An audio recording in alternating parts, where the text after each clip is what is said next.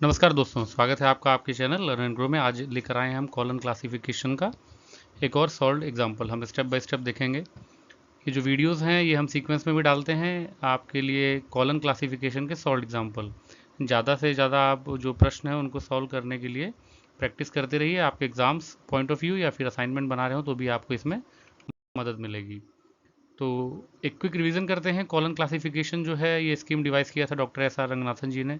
पहला एडिशन आया था 1933 में। लेटेस्ट एडिशन जो है 7वां चल रहा है, परंतु आप लोग जानते ही होंगे कि वाइडली यूज जो है 6वां एडिशन है जो कि पब्लिश हुआ 1960 में। जो सब्सक्राइबर इन वीडियोस के फॉर्मेट को जानते हैं या पहले वीडियो को देख चुके हैं वो इस पार्ट को स्किप कर सकते हैं, क्योंकि मैं अपने सभी कॉलम क्लासिफिकेशन एग्जाम्पल में ये कुछ पॉइंट्स है मैं बार बार रिपीट करता हूँ ताकि आप लोगों को याद भी हो जाए। तो जो 6वां एडिशन है कॉलन क्लासिफिकेशन का, उसमें पार्ट 1 में रूल्स आता है, पार्ट 2 में शेड्यूल्स, पार्ट 3 में क्लासिक एंड सेक्रेड बुक्स के लिए जगह दी गई है। अभी इसमें कुछ इंपॉर्टेंट टर्म्स हैं जैसे कि नोटेशन। नोटेशन होता है वो सिंबल या चिन्ह और नंबर्स जो यूज़ किया जाता है क्लासिफिकेशन में, उन्हें हम नोटेशन कहते हैं। तो कॉलन क्लासिफिकेशन के नोटेशन में जो यूज़ होने वाली चीज़ें हैं आप देख सकते हैं स्क्रीन पर। नंबर 1 इंडो अरेबिक न्यूमेरल 1 से 9। रोमन अल्फ़ाबेट का इस्तेमाल किया जाता है A to Z. Roman alphabet small में A to Z excluding I, L और ओ। ग्रीक लेटर्स का भी इस्तेमाल होता है, डेल्टा और sigma, parentheses, punctuation marks, indicator digit हैं total 6, inverted comma, dot etcetera. और आप नीचे देख सकते हैं colon, semicolon, comma, hyphen, zero as an indicator digit और एरोस का भी इस्तेमाल किया जाता है। तो नेक्स्ट हम देखेंगे, इसमें आती है हमारी मेन क्लासेस। आपके स्क्रीन के सामने है, आप स्क्रीनशॉट भी ले सकते हैं। जो main classes doctor S R Ranganathan ji ने डिस्क्राइब की हुई हैं इसमें, वो ये सारी मेन क्लासेस हैं। पूरा यूनिवर्स ऑफ नॉलेज यानी कि कोई भी टाइटल हो, कोई भी सब्जेक्ट हो, वो इन्हीं सब मेन क्लासेस के अंतर्गत आती है। नेक्स्ट आप देखेंगे fundamental categories. As a student या प्रोफेशनल, आप जो कोई भी हो डियर सब्सक्राइबर, ये सारी चीज़ें कॉलन क्लासिफिकेशन के बारे में आपको ज़रूर पता होनी चाहिए। ये बेहद इंपॉर्टेंट चीज़ें हैं।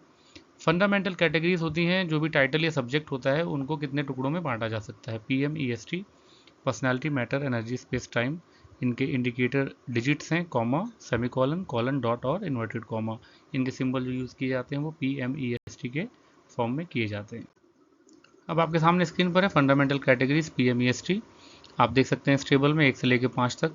पर्सनालिटी में कौन कौन से एस्पेक्ट कवर होते हैं उनका डिस्क्रिप्शन लिखा हुआ है। मैटर में, एनर्जी में, स्पेस में, टाइम में। फॉर एग्जाम्पल एनर्जी के लिए हम उन शब्दों का चुनाव करते हैं जो कि एक्शन को डिनोट करते हैं। तो आइए समय वेस्ट ना करते हुए इस वीडियो को आगे बढ़ाते हैं। तो हम बात करते हैं steps for classification. Ranganathan has prescribed 8 steps for practical classification. अगर आप बिगिनर हैं या प्रोफेशनल भी हैं तो अगर आप इन सभी 8 स्टेप्स का इस्तेमाल करेंगे तो आप कोई भी प्रश्न आए उसको आसानी से सॉल्व कर सकते हैं। स्टेप 0 जैसे देखिए, raw title, full title, kernel, analyse, transform, title in standard terms, title in facet numbers और क्लास नंबर। इन्हीं 8 स्टेप के द्वारा हम कॉलम क्लासिफिकेशन को सॉल्व करते हैं। दोस्तों आज का जो हम एग्जांपल लेने वाले हैं वो डायग्नोसिस ऑफ डिजीज़, यानी कि जो बीमारी है उसका पता डायग्नोज करना। ये हमारा टाइटल दिया हुआ है डायग्नोसिस ऑफ डिजीज़।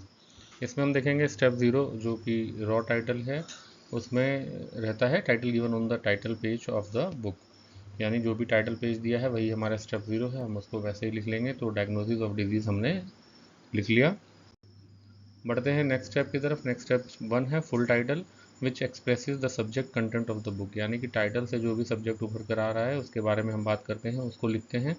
तो इस एग्जांपल में देखिए diagnosis of disease, main class क्या होगी, हम मेडिसिन में इसको सर्च करेंगे। आगे की जो प्रोसेसिंग है वो मेडिसिन क्लास में करेंगे। आगे बढ़ते हैं तो स्टेप 2 है कर्नल टाइटल।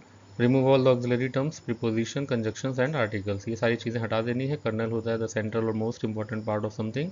तो इसमें आप देखेंगे इस टाइटल में डायग्नोसिस के बाद जो ऑफ लिखा है उसको हटा देंगे और डिजीज़ लिखा हमने, और मेन क्लासेस की मेडिसिन ही रहने वाली है।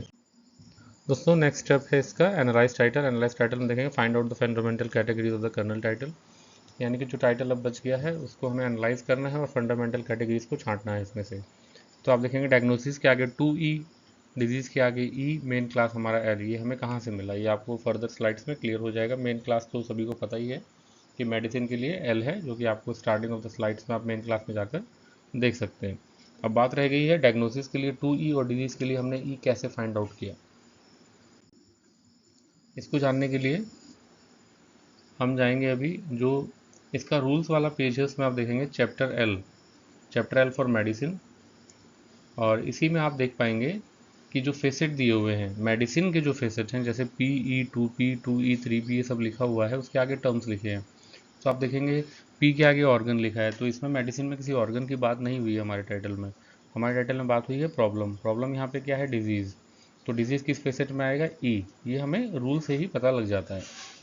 और नेक्स्ट आप देखेंगे कि अगला जो हमारा वर्ड है वो है डायग्नोसिस। तो डायग्नोसिस वर्ड जो है कहीं ना कहीं हैंडलिंग में आता है। जैसे कि लास्ट वाले आप उसमें रो में देखें तो 2E-3P में हैंडलिंग लिखा हुआ है, तो हैंडलिंग कहीं ना कहीं डायग्नोसिस का है।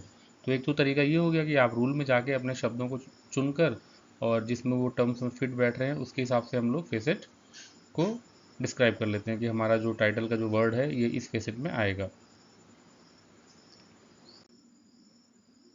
तो आप देखिए अभी जो शब्द हैं जो इनमें गए, तो हमको जो शेड्यूल में आप खोलेंगे, आपके पास कॉलम क्लासिफिकेशन की बुक होगी, पेज नंबर 2.83 पे जाएंगे। 4 के आगे लिखा हुआ है डिजीज़। ये डिजीज़ जो है वो हमारा ई के अंडर है। आप देखेंगे ऊपर लिखा रहेगा ई। तो ई फेसेट में जो है डिजीज़ का कोड बनता है 4। और इसी प्रकार से नेक्स्ट हम देखेंगे तो आपका ऊपर देखिए फोकाई इन 2E। अब 2E में हमारा क्या था? हैंडलिंग था डिजीज़ का। तो हैंडलिंग में 3 कोड दिया गया है जिसमें सिम्टम एंड डायग्नोसिस। तो डायग्नोसिस वर्ड हमें यहाँ मिल गया, तो हमने यहाँ पर 3 लिया। 3 किसका फेसेट है? 2E का। तो इसी प्रकार से स्टेप 4 आएगा ट्रांसफॉर्म टाइटल, जिसमें हम रीअरेंज करते हैं फेसेट फॉर्मूला PMEST के हिसाब से। तो जो आगे पीछे लिखा रहता है उसको हम सीक्वेंस में लिखते हैं। जैसे मेडिसिन मेन क्लास सबसे पहले, फिर उसके बाद पी यहाँ पर है नहीं, एम भी नहीं है, डिजीज़ है ई में, उसके बाद डायग्नोसिस 2E में। और जो भी स्टूडेंट या प्रोफेशनल या जो भी सब्सक्राइबर पहली बार सब्सक्राइबर या जो भी लोग फर्स्ट टाइम इस वीडियो को देख रहे हैं, वो प्लीज़ और भी पुरानी वीडियोस जो हैं कॉलम क्लासिफिकेशन की, वो सब भी आप देख लीजिए, आपको आसानी हो जाएगी। क्योंकि हो सकता है आपको कोई चीज़ें समझ में ना आ रही हो, तो जो कॉलम क्लासिफिकेशन कैसे बनाते हैं, क्या क्या इसमें टर्म्स यूज़ होती हैं, वो सारी चीज़ें आपको हमारी प्लेलिस्ट में भी मिल जाएंगी। और एक रिक्वेस्ट और है, प्लीज़ आप लोग सपोर्ट करिए इस चैनल को, सब्सक्राइब शेयर लाइक और कमेंट ज़रूर करिएगा। आपका एक एक कमेंट बहुत महत्वपूर्ण रहता है। तो ये आगे बढ़ते हैं step 5 title in standard terms में। इसमें हम क्या करते हैं? Replace the kernel term with the standard term given in the schedule. जो भी शेड्यूल में दिया गया है शब्दों को हम बदलते हैं, लेकिन हमारे जो सारे शब्द हैं टाइटल में वो स्टैंडर्ड ही हैं, तो हमने उसे वैसे ही रहने दिया। नेक्स्ट स्टेप की बात करें, title in focal numbers. Focal numbers में क्या होता है? टर्म को हम क्लास नंबर से बदल देते हैं। जैसे एल के लिए हमने, एल था हमारा मेन क्लास यानी मेडिसिन के लिए, PM के लिए कुछ नहीं है, ई में हमने ढूंढा था 4 हमारा कोड था डिजीज़ के लिए, और हैंडलिंग के लिए यानी कि डायग्नोसिस के लिए हमारा 3 था, तो हमने उसको आगे लिख लिया। PM और ST फेसेट हमारा इस टाइटल में नहीं है, तो इसलिए उसको रेड से मार्क कर दिया। और हमारा आखिरी स्टेप देखिए आप, क्लास नंबर जो बनाते हैं हम, replace the symbol with indicator digits. इस वीडियो के स्टार्टिंग में आपने देखा होगा कि हर जो हमारी फंडामेंटल कैटेगरीज हैं उनका एक इंडिकेटर डिजिट होता है। इस क्वेश्चन में 4 और 3 जो है दोनों ही ई के फेसेट हैं, ई, और दूसरा है 2E। तो इसमें क्या करेंगे हम? एनर्जी का जो हमारा इंडिकेटर डिजिट होता है वो कॉलन होता है, इसलिए हमने एल के बाद कॉलन लगाया, 4 लिखा, फिर कॉलन लगाया, फिर 3 लिखा, तो हमारा ये कोड बन गया डायग्नोसिस ऑफ डिजीज़ के लिए।